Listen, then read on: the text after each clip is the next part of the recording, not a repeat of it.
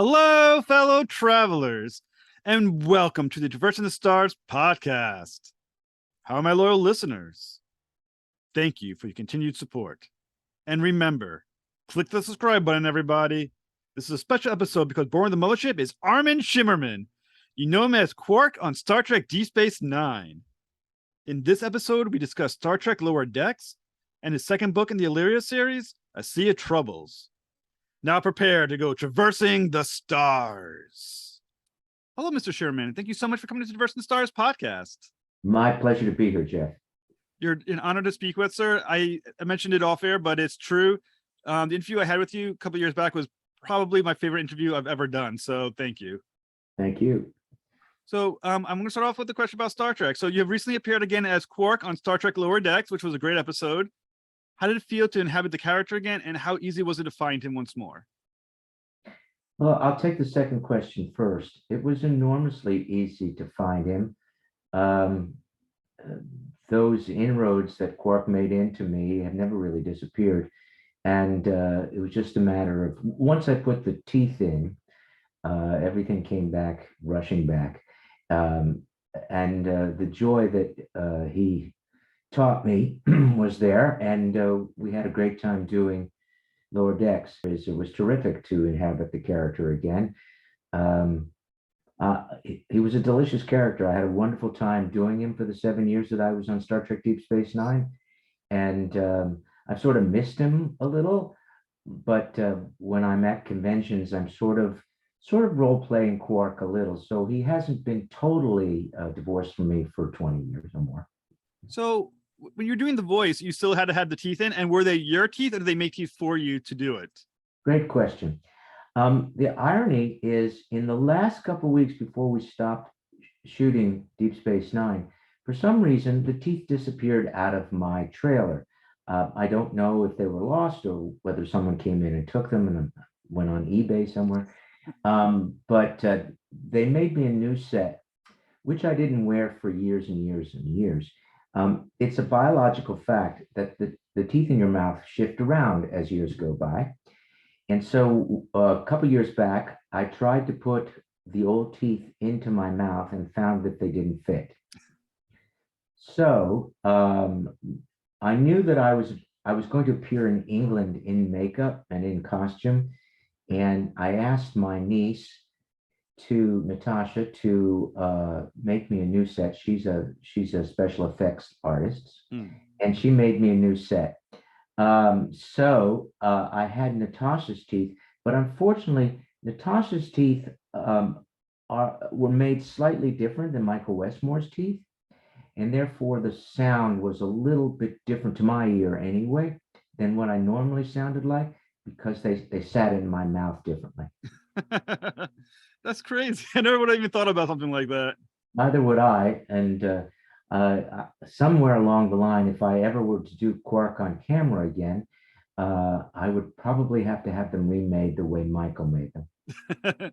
So one interesting thing is that also in the episode is Nana Visitor as Kara. Was she also doing the voice acting along with you, or were you guys separate booths? Excellent question. No, the situation in voiceovers, especially for things like that, we go into a booth separately and we perform. People have asked me, well, was it hard not having Nana there? And the answer is, just as Quark was familiar to me, so was Nana's performance of Major Kira. And so even though she wasn't there, I could sort of surmise and guess what she was going to do. And I see her enough times. I just had dinner with her the other day, in fact, that her voice is very, very familiar to me. Now, I'm sure you're going to get this question all the time, and I'm sure it's unavoidable. But because of the appearance that you did in Lower Decks, and because of Picard and its reunion, has there been whispers of the Deep Space Nine reunion? And what do you think that would look like if it did happen? Well, the hard truth is there are no whispers about a Deep Space Nine reunion. Secondly, that would be a little bit difficult, as we've lost Renee, who was a major integral part of that. And then, of course, you would have a major question for a producer anyway, which is, which of the Daxes would you use? That's true. Um, and certainly if you chose one, you couldn't have them both. Maybe you could, maybe you could. Mm, If you chose one, you would certainly hurt the feelings of the other. That doesn't preclude the Deep Space Nine crew from getting back. And of course, Jake is no longer a 14 yes. year old boy. He's a man in his 40s. So it would be slightly difficult to bring us all back. Would you support the idea of it? I would definitely support the idea. In that appearance that I was mentioning before, where I had to wear the teeth, and I misquoted my niece's name. Natasha is my niece, but it wasn't Natasha who did it. It was Harmony. Um, uh, when I put the makeup on, Ira Bear was there at that convention, as was I, of course, and my wife was there, and my makeup artist, Karen Westerfield, was there. And we were gobsmacked at how much like Quark of 20, 25 years ago I looked. It was astounding. I felt like I'd been in a time machine and gone back 25 years because I looked identical to what I had before, mainly because of the expertise of Karen Westerfield, who did it, and because we had stolen, for want of a better word, we had stolen some of the pieces that were originally used on the show, and we used them again in England. So there I was looking exactly the same. Yes, I would be tickled beyond belief to put that makeup back on and inhabit Quark's skin again. See, I think I speak for many Trekkers or Trekkies, however you want to call them, and say that of all the Star Treks, Deep Space Nine was my favorite, and I would love to see the characters back on the big screen once more. Well, thank you. It's been 20 years. Of course, we've also lost Aaron Eisenberg, who was a major component of our team. We would love to see it as well, but none of us are holding our breath, Jeff. I totally understand it, but I think your fans may be. So not only did you do one of, like I said, I think the best Star Trek iteration, but you're also a phenomenal author, and you wrote two wonderful books based on the series. I'm just going to correct you. I know what you're about to say, and you're absolutely right, but I've actually written 6 books, but okay. Yeah, I was going. I meant the Illyria series, That's right. Betrayal of Angels and A Sea of Troubles, and both books were absolutely phenomenal. Thank you. They focus on, for the listeners who may or may not know, they focus on characters John Dee and William Shakespeare. So, what inspired the creation of this series, and was the plan always to have them as 3 books, or were they supposed to be one big book? Thank you, Jeff. Excellent question. So, in the books I wrote before the Illyria series, which is called the Merchant Prince series, the main character there was also Dr. John Dee. That historical character was introduced to me by my co-writer on the first Merchant Prince book, Michael Scott. And as I was writing the Merchant Prince books, which was mostly, I made John Dee into Quark mostly. It was mostly Quark. And but I felt obliged to give Dr. John Dee his due, and I swore to myself that if I ever wrote another trilogy, that I would try to recreate the John Dee of history and not one of Star Trek.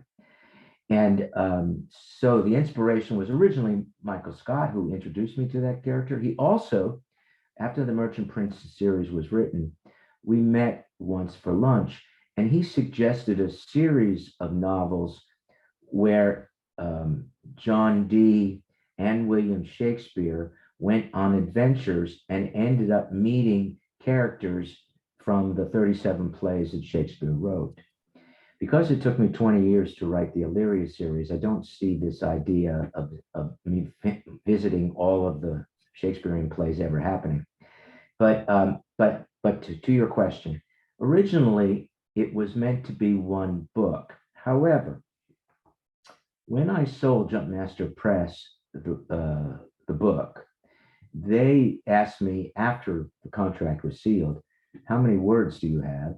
And when I told them how many that book was, which was quite a few, they said, you don't have one book, you have 3 books. And then they asked me to write 3 books, but I knew that each book needed to have a cliffhanger, like any good TV show does.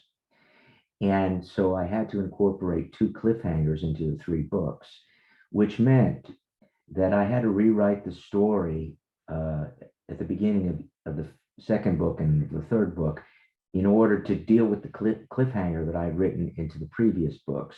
And that took up a great deal of writing space. And so the books radically changed actually from my original concept. The original manuscript that I submitted to Jumpmaster Press changed radically as I dealt with the cliffhangers. And a lot of people are a little bit miffed that the story doesn't end at the end of book one or at the end of book two.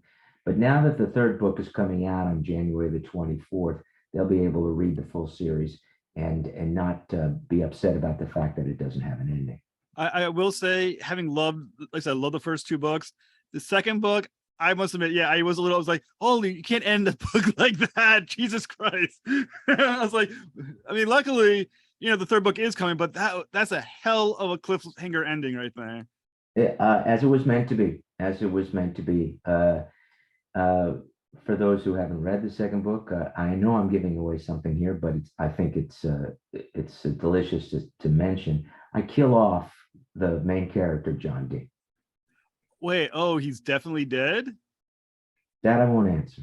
Oh, like what stuck in my head almost immediately is that I called it like an Empire Strikes Back feeling in the second book, where everything goes wrong for the heroes throughout that book in the series, like, and then it ends on that cliffhanger, sort of like a little Han Solo-ish. I was like, I must have, like I said, I sat there going, how the hell are you gonna figure out how to get him out of this situation? You have a book to write, goddamn, a third one.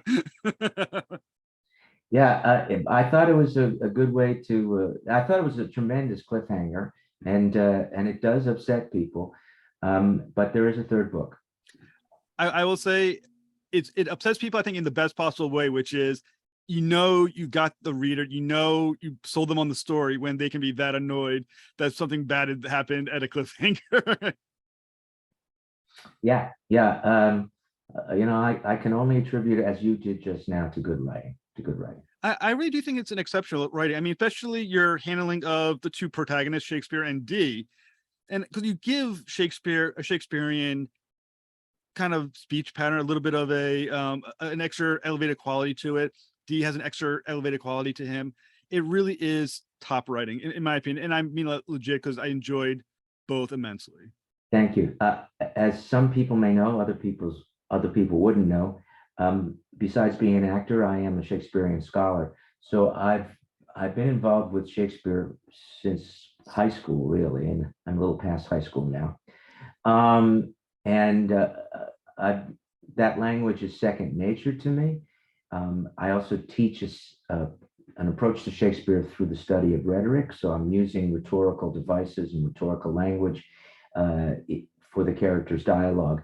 And so it comes natural to me. And I wanted to do that. If I'm going to write about a period, it seems to me it's incumbent upon me to write in a way that those people perhaps thought. I'm not sure that they spoke that way, but I'm quite sure that the more educated people thought that way, or at least were trained to think that way. That's what they studied in school.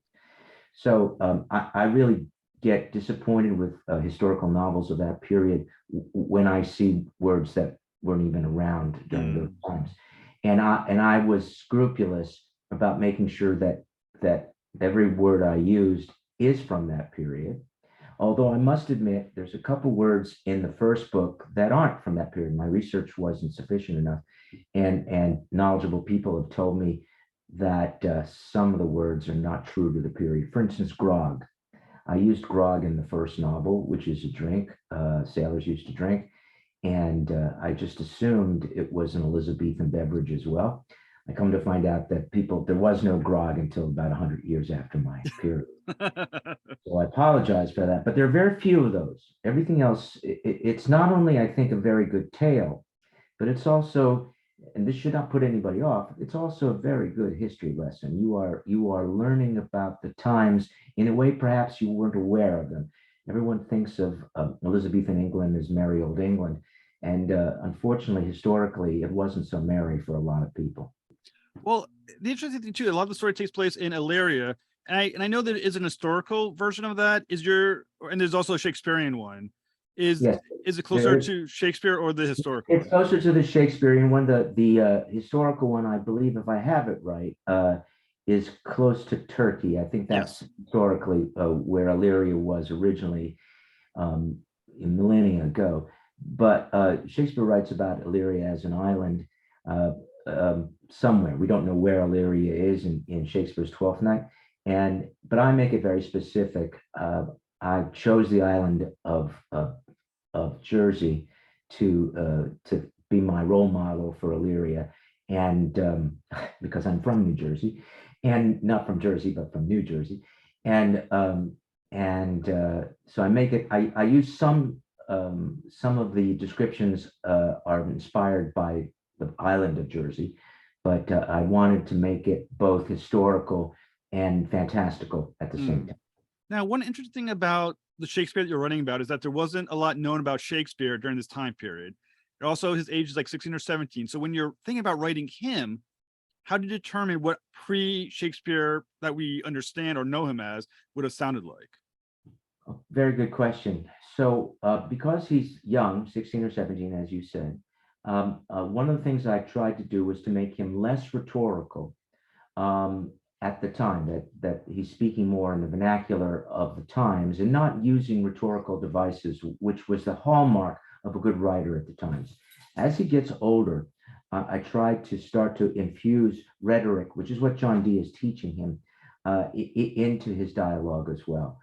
That's one of the ways I made it. And also just simply my own awareness of how people mature when as they get older, when they The impact on how Shakespeare is maturing is credited to either D, is it, or is it his isolation on Illyria, or is it interacting with the Count? I think it's a combination of all those things. He is learning from his experiences, we all do. Dee is his teacher, his mentor, his employer, but he is fascinated with Count Orsino, and he's learning courtly ways because he's in the court of Orsino, and that is teaching him something as well. And he's getting older. He's having, he's having relationships with women and men for that matter, and he's learning about politics. He's learning about world affairs. He's gone from being a rather simple, closed off country boy to cosmopolitan.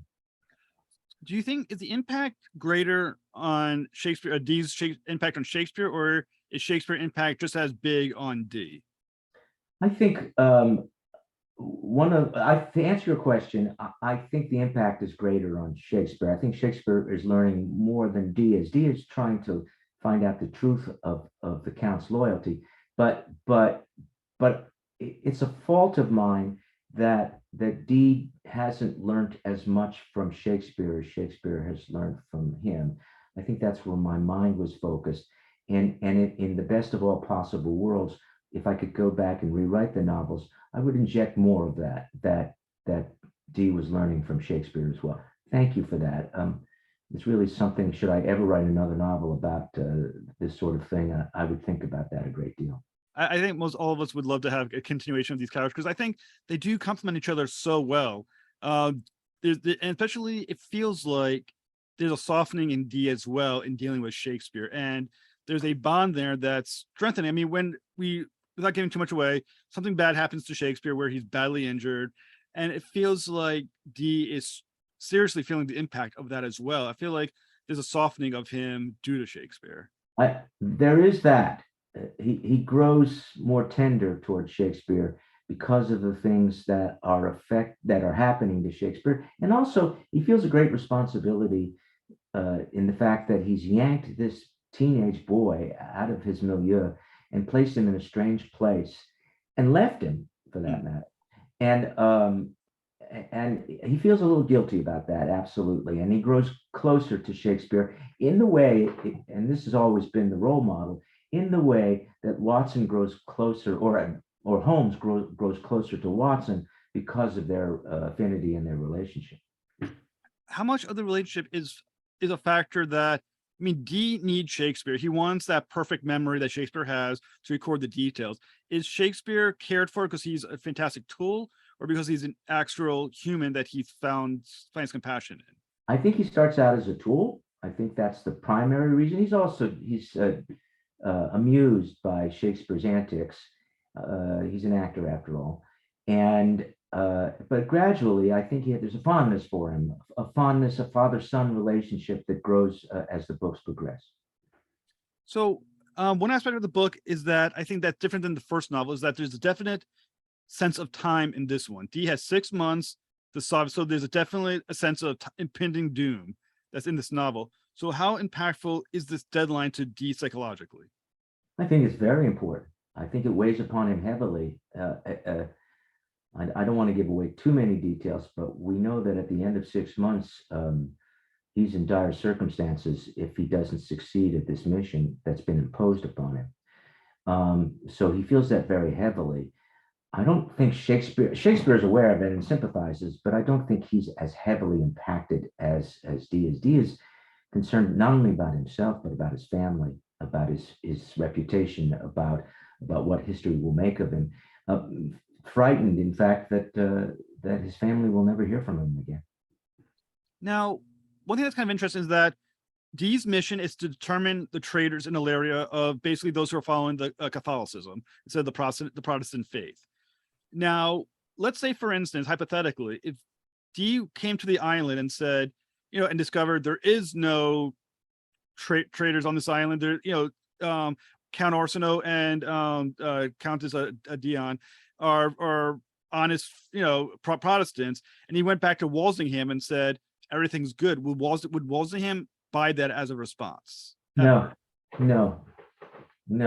because Walsingham has his suspicions that Illyria is a way station for Catholic invasion into England.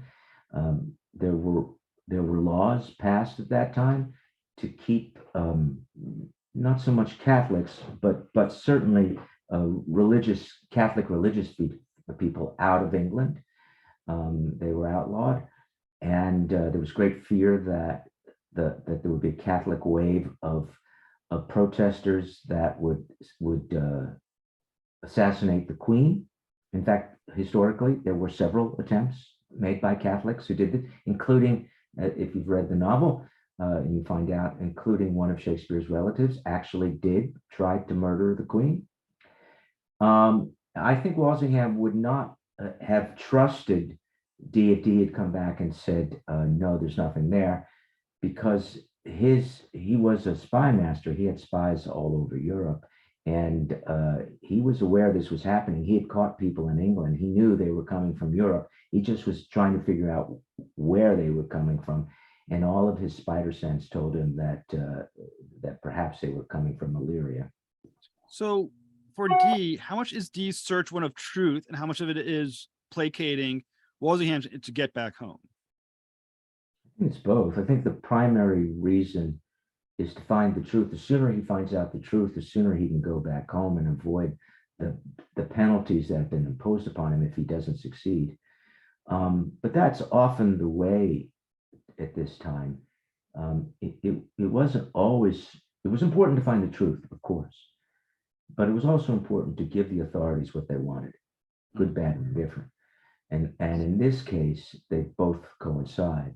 The truth and Walsingham's suspicions were the same. He just wanted to find out who was responsible, and Walsingham has his suspicions of who it is. I think one of the most fascinating parts of the second novel has to do with the Star Chamber, which was absolutely a wonderfully written section of this book. Thank you. And I'm curious about, was the Star Chamber section, does it exist because of what happens in the cliffhanger of book one, where you had to figure out how to get him back to the island? That's exactly right. You're absolutely right. The Star Chamber section of the book was never in the original idea, never, ever. But because of the cliffhanger of book one, I was forced into thinking about, well, what happens if he does what he does, and the Star Chamber section and being arrested, I thought was a good way to deal with that. Star Chamber was a horrible situation. They called it a court of law, but it really wasn't. It was just a group of noblemen who decided one way or another the justice of a person's actions, and oftentimes they were wrong, and there were no laws followed. It wasn't, where you could put up the law, but the justices didn't care. They didn't care. They were only looking at the character of the man on trial. I think one interesting thing is that Walsingham is there at the trial, the Star Chamber, and obviously for those who read the first book, Dee's like his man. He's the one. Walsingham's the one who sends Dee on the mission to begin with. Why is Walsingham seemingly indifferent to his plight, Dee's plight, during the Star Chamber? Because to give something away, which is important in this discussion, is that he feels Dee has abandoned the mission that he was told that he had to do, and therefore is very angry with Dee for having come back. And good, bad, or indifferent, he's going to get his revenge for one of his spies, and he had many, and one of his spies disobeying the orders. Is there no compassion for Jane's situation back home for Dee in the mind of Walsingham? None. No. That sucks for Dee, because Jane wasn't, for those who don't know, once again, she's just about to have a second a child, second child. And she's a fantastic character. But you can understand where Dee is coming from, having to rush home to be in this situation, and they're also having these financial dire straits. Which is all historically true, and ironically, Dee's first child, Arthur, Walsingham is the godfather to Arthur. But the people of that time had different mindsets than we do. Maybe not. Maybe people of our time have the same mindset. But it sounds interesting to have a character like Walsingham to be so indifferent to the situation where he kind of is causing Dee's difficulty because he's not home. Jane's having those difficulties at home. There's that the person in the house, I can't remember the gentleman's name, who she's also kind of terrified of as well. Oh, go ahead. That's Edward Kelly, who is again a historical figure who did indeed live in Dee's home, who Jane Dee was terrified of. Absolutely, that's all correct. So why, how can he be so indifferent to Dee's situation, considering that he's causing the problem? Because Walsingham was first, second, and third, and fourth the Queen's foreign ambassador, and the only he and Burleigh, their sole purpose they felt in life was to protect not only the Queen but the Queen's government, and anything else was tangential to their way of life. I'm sure they had tender feelings towards people and certainly to their families, but as far as Dee's just one of his spies, and he has to be treated as one of his spies. And if one of his spies doesn't do what Walsingham wants him to do, then there's going to be a reaction, and not a good one. There's one scene missing from the second book that I'm fascinated by. Dee is found guilty, without ruining too much, is found guilty in the Star Chamber, and is going to be tossed into prison. He winds up in Illyria. So there's obviously a moment where he's set free and brought back. Was it Walsingham who finally does it? And what was that conversation probably like? Yes and no. I do write about that. And you're right. It could have been more explicated. The Queen, historically, and in my book, favors Dee. And of course, the Queen is Walsingham's boss. And so the Queen suggests, or between Walsingham and the Queen, they come up with a compromise that Dee will be let out of prison, but he's only given so much time, as we've alluded to complete his mission. But that is the Queen interposing herself into the Star Chamber, which historically she could do at any time. If the Star Chamber could decide on a verdict, but if the Queen didn't like the verdict, or for that matter, James the King after Elizabeth, then the verdict was put aside, and the royalty got their way. Now, I think one thing that's fascinating with Dee as well is that his goal is to suss out the bad Catholics in Illyria. Now, if understanding the story, not bad is certainly a word you could use, but I would perspective. Say disloyal Catholics. Disloyal. Because there were many loyal Catholics, but we're looking for disloyal Catholics. Disloyal ones. All right. Well, my apologies. I also didn't want to think that saying Catholics are all inherently That's right. That's right. But within the story, Dee, in my understanding of the story, is correct as well, was at one point a Catholic himself, and Yes. a very strong adherent to that Catholicism. Yes. Is this kind of a comeuppance that he's now kind of acting against those who he was a loyal part of, maybe just a certain amount of time earlier? I don't know if it's a comeuppance. It's a political fact. We only have to look at our own times to see that happen. There are many people who let's look at your. This is airing tomorrow, so I can say this. There are many people who were anti-abortion for great periods of time, but in order to get elected, they've run and they've won their primaries on an anti-abortion platform. But in order to convince the other people who aren't necessarily conservatives, they moderate their opinion to say, oh, well, some things can be allowed. So that's exactly what happens to Dee when he was working in a Catholic government, when Queen Mary, who was a Catholic, was the queen. Then he was a Catholic and he espoused Catholic ideals and was a chaplain to an archbishop. But when the government changed and the government went from being Catholic to Protestant, then he too changed in order to keep his profession going, to keep his livelihood going. And we don't know, historically, we don't know what was the true frame of reference for Dee. And in fact, one of the great questions that has puzzled scholars for years and years and years and years, we don't know the actual preference of Shakespeare's either. Shakespeare comes from a Catholic family, but certainly to work for the Queen and to be part of her livery, she was part of the Queen's Men. They wouldn't allow a Catholic to be a part of that. So was he a secret Catholic? Was he practicing Protestant? No one knows. Is Dee secretly still a Catholic? Because he seems very much concerned with faith. I think at this point in time, he is a committed Protestant. His wife, Jane, is certainly a committed Protestant. But he, having been a Catholic, I think he has some tenderness for the Catholic policies and doctrines because he once espoused them. So he's not totally against them, but he's done the politic thing and converted to Protestantism in order to be favorable in Elizabeth's court. So I think one thing that's very kind of interesting in the story, not only is that Dee, he is viewed as a heretic in several parts of the story. The Star Chamber is one.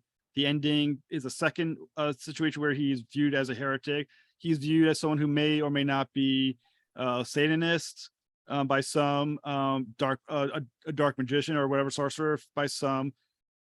Early, how much did Dee like the reputation before this, and how much is he paying the price for that reputation?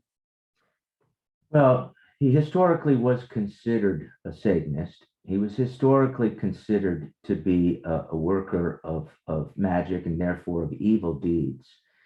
But on the other hand, the Queen actually historically employed him sometimes to do horoscopes and to help with mystical things. She was very much interested in mystical things. So his reputation, the more that he became, as is often called, the Queen's conjurer, the more his reputation grew. But on the adverse side, the more he did that, people thought he was a black musician and needed to be eradicated. His house, if I have this correctly, and I think I do, his house was 3 times ransacked by the mob because they were trying to get at him for what they thought he was doing. But from my studies, he doesn't seem to have ever been interested in black magic. He was very interested in white magic, which in other words, he was looking for God the whole time. He wasn't looking for the devil. He was looking for God. And but people didn't understand the difference. I think one interesting thing that he was being punished for or accused of in the Star Chamber is that he was being accused of trying to speak to angels. That's right. Now, as someone who's a Protestant or Catholic, you believe in, if they believe in God, you kind of believe in angels. What is the issue then with trying to speak to angels, which I think isn't that everyone does when they're praying anyway? Yeah, the problem is, yes, good Christians believe that, and Jews for that matter, I imagine Muslims do as well, believe that angels exist. The problem was Dee was actively trying to communicate with angels, and a lot of people didn't like the methods he used to do that.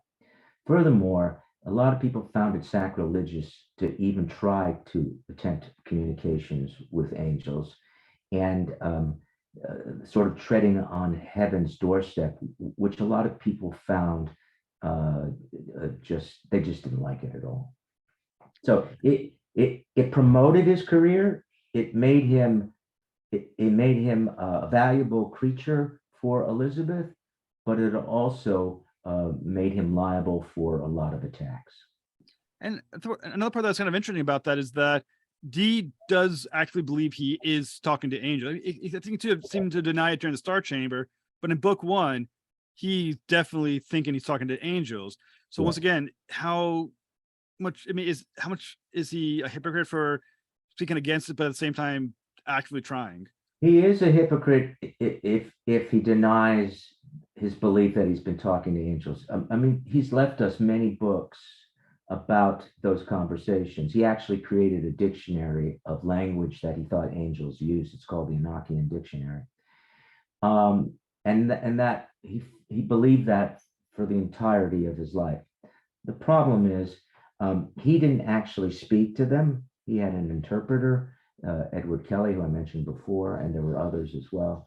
And those men were probably less than forthright or honorable or believable.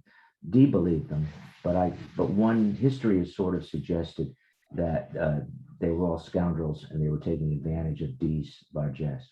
So Edward was translating. So how was that working with the Enochian language or Enochian language? Was Dee hearing things and then asking what he was hearing, or was Edward just lying about what it was saying? They're called screers. Edward Kelly was a screer, and what he would do was stare into a polished stone after a period of time and go into a trance, and he would, like a seance, very much like a seance, he would hear things, perhaps even speak things, and would be having a conversation with various angels. And then either he said things out loud that Dee took down in his journals, or Dee quizzed him after the seance was over and got his information from Edward Kelly and the others after the seance was over. So that's how he did it. Dee himself, as far as I know, now granted, there's an incident in book one where I sort of fudged that a little, but actually there's also one in book two, I think, also. But that's an author's privilege that I can smudge history a little. But historically, Dee didn't actually hear anything. He just watched. He was a witness to what Kelly was doing. So, I mean, it was Dee, the real Dee, kind of gullible, and the book Dee doesn't seem to have that aspect. It doesn't seem like he's gullible. Yeah, the real Dee probably was gullible in this area. He was trusting that his screers were legitimate. And that real Dee is to be faulted for that, and history has faulted him for it. They think of him as a fool for having listened to this. But again, the author's privilege. I didn't want to necessarily dwell on that.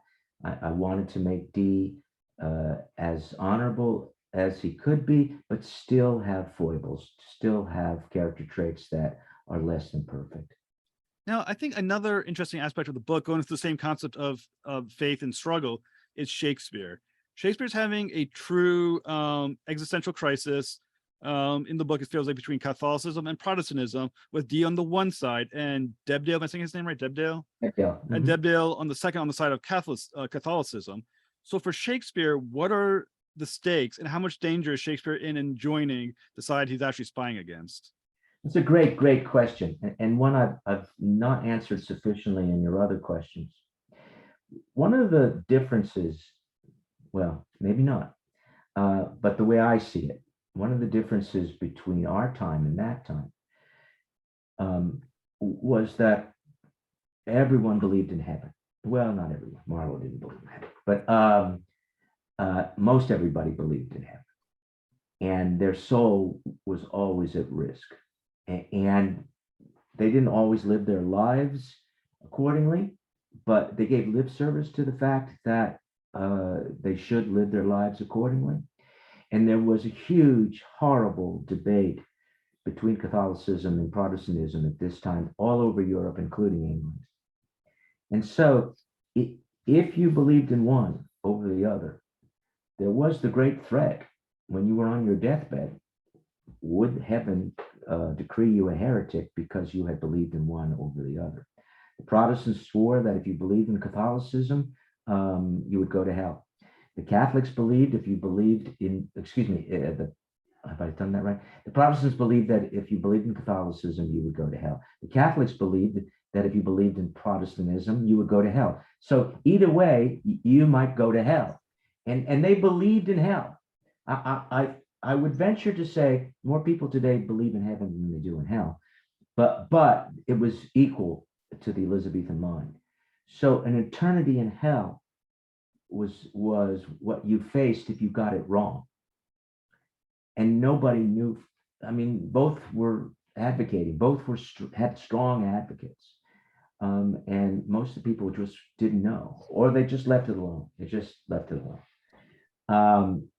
So yes, it was a great risk for Shakespeare as a young man, as any young man dealing with great issues is caught up in turbulence between what to believe.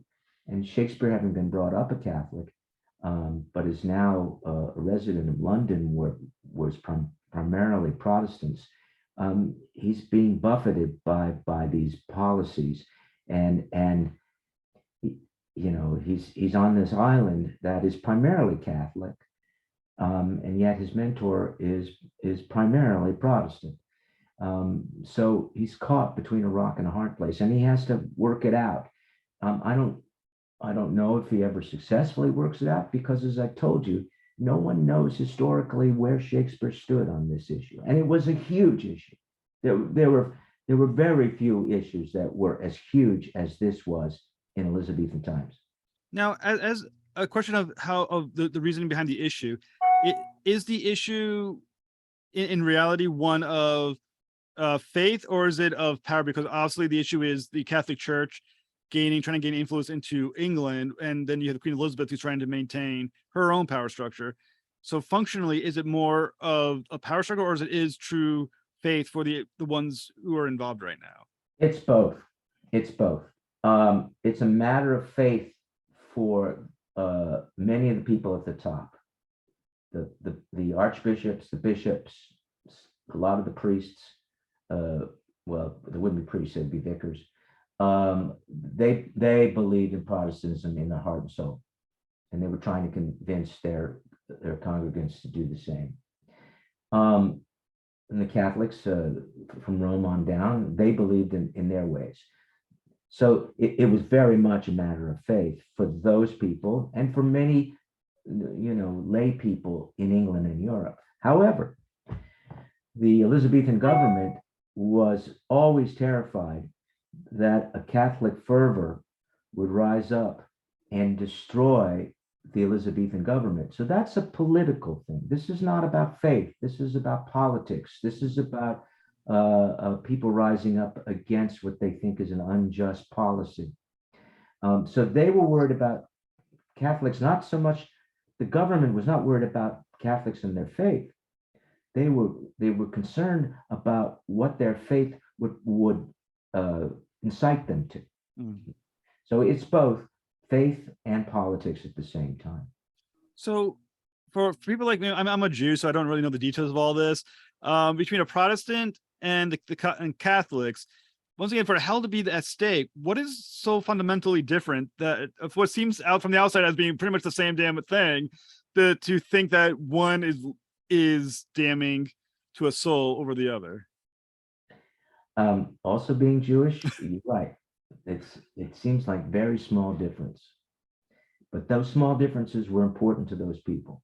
I'll give you a couple of examples. For one thing, the Catholic faith believes that Jesus is present in the host, that his presence is actually there in the host. And when you celebrate Mass and you are given the host, you are indeed communicating, eating Jesus. The Protestants didn't believe in that; thought that was hooey. The Protestants didn't believe that the Vicar of Rome, the Pope, was the head of the church, and they believe Catholicism is a hierarchical. And forgive me if I'm getting this wrong, but I think I'm right.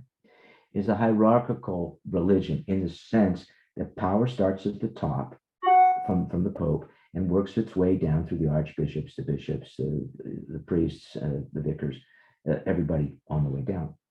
The Protestants believe, no, it's about community, and that each community is unto itself. Other thing is, which I've always been interested in, is that Catholicism at that time readily believed that when you died, your soul went immediately to one of three places: heaven, purgatory, or hell.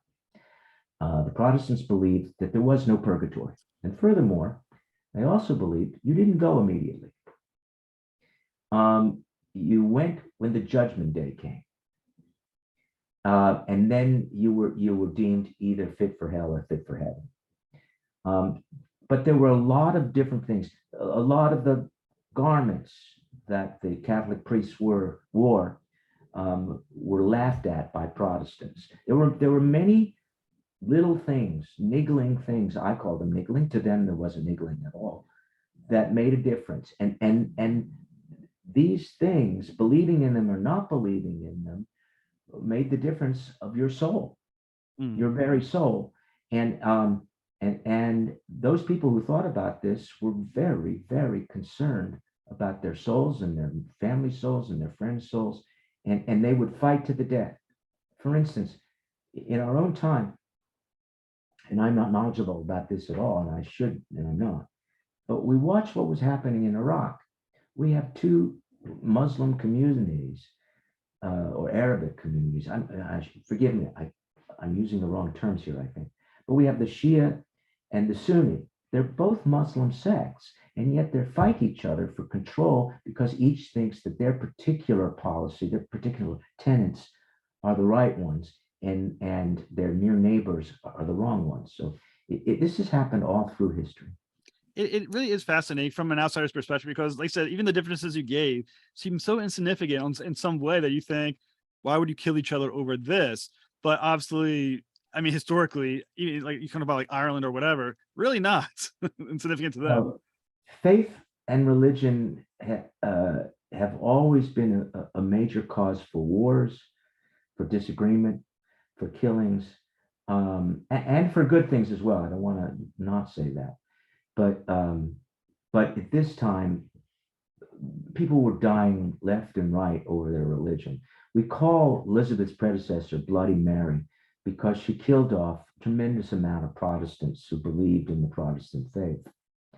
But Elizabeth could equally be called Bloody Elizabeth. She killed off not as many as Mary, but she killed off quite a few Catholics, including one of Shakespeare's relatives, two of Shakespeare's relatives, because of their Catholic faith.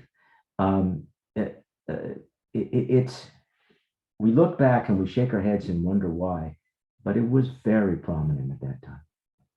Now, once again, going back to Shakespeare and his beliefs, we said it's a fight between Protestantism and Catholicism, but is it more that, or is it a fight of emotion between Debdale, who he loves, and Dee, who he's grown to love? Well, they represent the two factions that's going on. Debdale is a committed Catholic. Dee is an outspoken Protestant, and if he's going to succeed, if Shakespeare is going to succeed as a playwright in London, he needs to espouse Protestantism. If you weren't Protestant, you weren't going to get very far. Catholics actually were rejected from lots of employment if they were advocates, Catholic advocates. So you needed to at least give lip service to Protestantism. So he is dealing with that. And as I say, I don't know whether the historical Shakespeare ever made up his mind or did make up his mind and just never told anyone. We do know for a fact that he was brought up in a Catholic household. Is Debdale but also a lot of people, certainly the generation before Shakespeare, they were all brought up in Catholic households because everybody was Catholic then. And yet the Protestant movement inspired people to change their minds. Now, is Debdale historically, did he live in history? Yes, everything I say about Robert Debdale is exactly correct. That is, he was Shakespeare's compatriot, friend when they were young. Debdale, who was from a Catholic family, is forced to leave not only Stratford-upon-Avon but also England, and lives in Europe with Catholics in order to escape the duress that the Elizabethan government has put on Catholics. Now, there's some great scenes in the story between Dee and Debdale when they're looking over Shakespeare. Now, Dee knows that Debdale is a Catholic. Right. He's someone who Dee has been sent, or represents someone that Dee's been sent to suss out. Right. No, he hasn't been sent to suss out Debdale. He is a Catholic, and it turns out is a slightly dangerous Catholic because of who Debdale is associated with, and becomes a key factor in the story. But it's not Debdale himself. Debdale is not responsible for allowing Catholics to stop over in Illyria. That's quite obvious to Dee. So, but is Dee still technically responsible for revealing what Debdale's doing at all? Yes, and I deal with that in the third book. So there's no, I understand why you don't know about that. Yes, he is responsible, and Shakespeare is concerned about that responsibility. A quote from the book from page 69 and 70. I'm not going to read the whole quote, but the paraphrase version of it. You wrote, "Books can moderate our passions and teach us acceptance. They have the power to inspire. They give breath to and enhance life's experiences." Now, is this Shakespeare or is this you saying, like giving these lines to the reader? I think it's both. I think certainly it's me speaking first, but one of the things that Dee gives Shakespeare is access to books that he's never had before. And Shakespeare is inspired by the wisdom that he finds in these books and in the lectures that Dee gives him about these books, but certainly perhaps the original desire to validate literature and books comes from me. Yes. It does sound like you explain to the reader why Shakespeare's writings have survived the centuries. Well, I don't know if I do that, but I am trying to sort of, in a weak fashion, trying to explain how this boy from the country, this rural bumpkin, became the great writer William Shakespeare. I'm trying to indicate that that it was access to people like Dee and to books like Dee had, and I'm going to tell you a story in a second to validate that. That inspired Shakespeare to be a better writer and to have access to wisdom and knowledge that he might not have had by only going to what we would consider an elementary school in a small town of Stratford. I will tell you one of my favorite incidents that happened many years ago. Try to make it as brief as possible. I was already writing this book, and I was doing a TV show where I was playing a man a historical character who famously went to major college libraries, university libraries, Hmm. and stole precious books. He didn't sell them; he kept them, um, and he wanted them only for himself, and he kept them. I believe it was in Ames, Iowa. I believe that's where he had them all. Anyway, um, in reading that book, they started to talk about Shakespeare's creation of the play Richard II, and um, and there was a little footnote at the bottom of the page that the editor put in, saying that that there are many. Shakespeare stole most of the plots of all of his plays. There's, I think, only one play where he didn't steal the plot. So they all, if you find the original work, you can see what he used, what he didn't use. In Richard II, which was a historical play, a lot of the language can be found, according to this editor, in a French poem called Trésor. And the footnote at the bottom of the page said, but the only existing copy of Trésor in England was to be found in John Dee's library. Oh, very cool. So you can imagine my surprise and delight and glee when I went, oh my God, what I made up in my mind might have actually happened. That is awesome. That Shakespeare actually was visiting this library and reading what was there, and it was inspiring him to write plays. So yes. That is absolutely awesome. That's a fantastic story. So you do think maybe Shakespeare and Dee did have some sort of relationship or mentor, perhaps? It's possible. Not only is that a possibility that I just explained, but some people have said, again, you have to take it with a grain of salt, is that the architect for the Globe Theater might have been John Dee, who was an expert at many things. And it may be, and I don't remember how they can attribute this, but they suggested that the angles of the globe might have had mystical significance. This may be hooey, but and it might be something that John Dee would have incorporated into the architecture.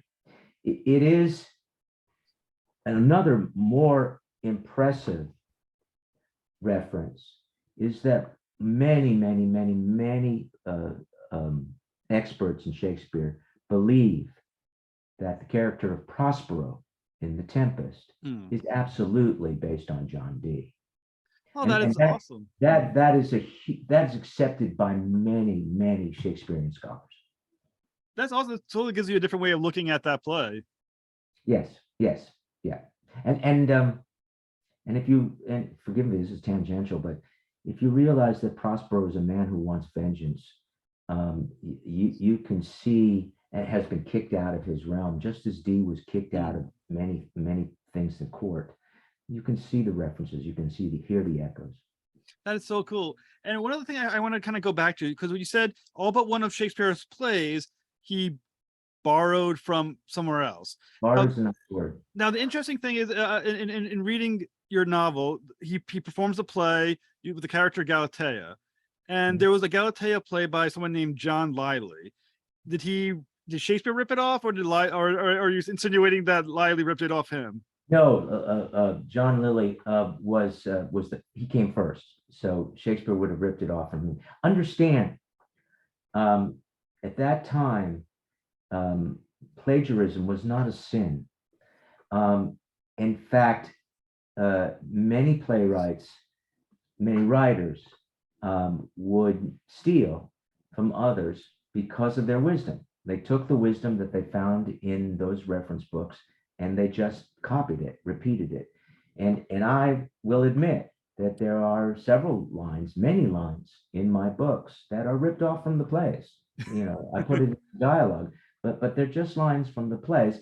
And my excuse is that if they're in Shakespeare's mouth, then it's something that, you know, that he remembers and he writes down in his plays. Or if it's in Dee's mouth, it's something that Dee remembers and that Shakespeare remembers that Dee said, and he puts it in his plays. But I too am borrowing from Shakespeare the way a lot of Elizabethan writers borrowed from each other. So in the case of the play in front of Count Orsino and Countess Dion, is there, are you insinuating that in the story that he's taken it, or was that just what what inspired you to add that part in it? Uh, I was inspired. That certainly I don't think that the Count and the Countess ever existed, not in the way that I imagine or write, and that just simply, as I said earlier, my writing is an attempt to mix history and fantasy together. It's not fantasy. There are no dragons. There's no, there's nothing of that nature in it. But the fact that I'm using theatrical characters from one of Shakespeare's plays is fantastical. But I'm trying to mix that with history and with ideas in order to intrigue the reader, to enjoy the Easter eggs that are there, and at the same time perhaps learn something about the period. And again, perhaps get an inkling of perhaps how Shakespeare became the writer he became. So just going back a little bit. So in your opinion, so in the story, so Shakespeare and the Galatea story, is he referring to it or like knowingly or not? That I will leave to you. When I did that, I certainly used the Galatea story as a reference for myself. So if I am partly the voice of Shakespeare, then he is certainly referred to it. But I do think that's one of my favorite scenes. It was done. I think my favorite scene is the Star Chamber. Then after Star Chamber, the play is my second favorite part of the story.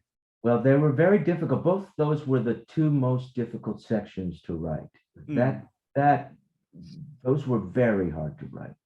I wanted to get them right, and at the same time, I never saw a production or a mask for that matter.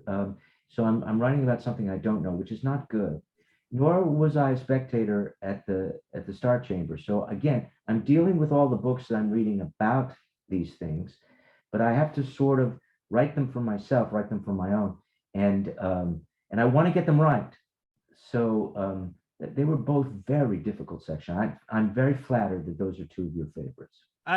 They are definitely the ones they just stand out because the play, it was just fascinating watching like a pseudo, not pseudo may not be the right word, but proto Shakespeare running a play, and with Cupid and everything, it had great humor, and also like I said, you can kind of see a Shakespeare coming out in it a little bit. Right, and I also, to some small degree, incorporated what it's like to be an actor on stage, and that, especially working with a child actor. If you're an older actor working with a child actor, it can indeed be difficult. So I'm in that case, I am writing about something I know. Now, another character in the story that I was fascinated by, and I hope there's more of, Captain John Clinton. Now, what inspired his creation? Is he going to have more in book 3 to do? And does John Dee keep his word? Or what I think the part that I found fascinating with John Dee is that he gives his word on something that he can't possibly keep his word on. There's no way in the world he can promise what he promises. But it didn't stop people. It never has. It never has. But it certainly didn't stop people at that time. And to answer your question, yes, Clinton certainly is part of the third book. That's fantastic. I mean, what in the hell is Dee gonna do if he watching him doesn't give him the go? I mean, is there a way out of this problem for him as well? Which problem? I'm sorry, I'm not following. The problem of Dee keeping his word to Clinton, and then something, because once again, the whole idea that Clinton is not killing Dee because Dee has promised to basically allow him. I can't remember the word that's used, but basically allow him back into London and kind of give him a pardon for everything he's done. But that's up to Walsingham, who doesn't necessarily have to give a shit once he has the information that he needs. Read book 3. I would like to, and I can't wait for it to come. You said January 20th, is it, huh? January 24th, actually. Now, one other character, that's a quick question on. There's another character you created in book 1, Captain Palash. He's the Jewish pirate. I kind of mentioned him a little bit in the I think we had the first interview because I like the character so much. And he's not in it all in the second book, which I wish he was. Is he gonna bring him back at all in the third? Clinton comes back, Palash does. Oh, you gotta find a way to get Palash somewhere in a future book. If you're interested in Palash, I recommend highly to you that you do research on Palash. Samuel Palash is a historical character. And how about Clinton? How is? I mean, I think I've seen the He's also name. hysterical, is also a historical character. Clinton was a Buccaneer, and he all the things that I say that he did, he did. And we incorporate that. Understand that in Twelfth Night there are pirates. So I'm incorporating history again with fantasy. There are pirates in Twelfth Night. Not much is spoken about the pirates in Twelfth Night, but they are there.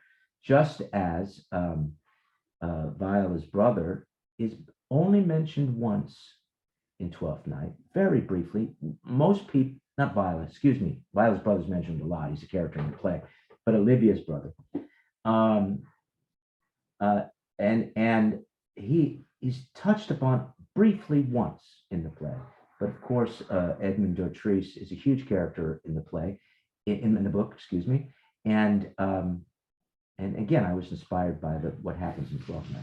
Now, is Clinton, is he loyal to Queen Elizabeth? Because it seems like it's hard to tell quite what his motivations are, but well, I believe, well, to answer your question bluntly, he is loyal to the Queen, but he's also a Buccaneer. He's also we would call him a pirate, but a Buccaneer, and so he's loyal to himself, but he gives more than lip service to being loyal to the Queen as well. He's a good Englishman. He's a good Englishman. now I have one final. It might be a silly question, but I was curious when I was reading the book. So the book is designed with the chapter always starting on the right hand side. Is that a superstitious thing or is that a publishing thing? That's a publishing thing which I wasn't aware of. Yeah, I'm sure I've seen it, but I never clocked it. That is a publishing thing, and I don't know why the publisher did it. If it works, fine, but that was out of my hands. All right, because I just noticed because the way the book is set up, that the chapter always starts on the right hand side, and if the chapter before it ends on the right hand side, there's a blank page, and then it starts again on the right hand side. I'm sure that's something that my publishers decided to do. They never asked me about it, and as I said, this is really the first time I'm clocking it. Sorry, it's just one of those things that as I was reading, I was just thinking about, and then I was like, I wonder if that's like a superstitious like writing thing that I don't know about, or is that something else going on? It may be a tradition in the publishing world, perhaps not. I mean, I don't see that happens all the time, but perhaps this particular publisher, that's a quirk of theirs. All right, sorry, I was just curious. It might be like a nerd reader thing that I was checking about. So lastly, so the book you said comes out January 20th. What is the name of the third book? 24th. Sorry, 24th, January 24th. Do we have a title for it? Yes, Imbalance of Power. In fact, as a sneak preview, this is what it looks like. Oh, that looks really nice. Very cool. It's Imbalance of Power. And in fact, two things are happening even as we speak. One is there are pre-sales for this. If you go to my website, www.arminshimerman.com, you can pre-order the book. My publishers have also taken a new angle on this. They are actually setting up a Kickstarter account that will help with the publishing of this. And you get certain perks if you contribute to the Kickstarter. Both these things are on my Twitter account, and let me see if hold on just a second. Sure. I have it here because it was sent to me today.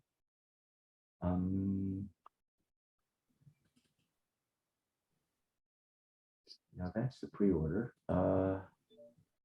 Anyway, there's if you go to my website on www.arminshimerman.com, you can see what I'm talking about, the Kickstarter campaign. And if you're interested, please do contribute. Is the campaign active right now? Yes, it started today.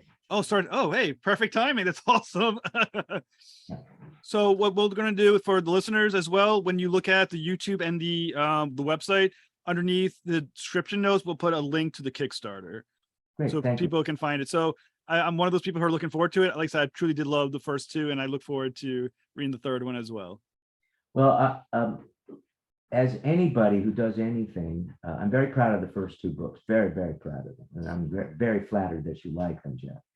But as one does anything, one gets better. And I'm very proud of the first book, but I believe the second book is better than the first book. And I very much believe the third book is the best of the three, because I learned to write better. I am by profession an actor and a teacher. Writing, I love writing. I love writing, and thank you for the compliments you've given me. But it's a learning process for me, and I imagine it is for everybody. I imagine whoever you are, as you do things more and more, you get better at it. So I think the third book is really quite good, as I believe the other two are. But this is the best of the three, and I hope that people enjoy it as much as you do. Thank you, Jeff. I hope so, and thank you so much, Mr. Shimerman, for talking with me. I hope to read the third one.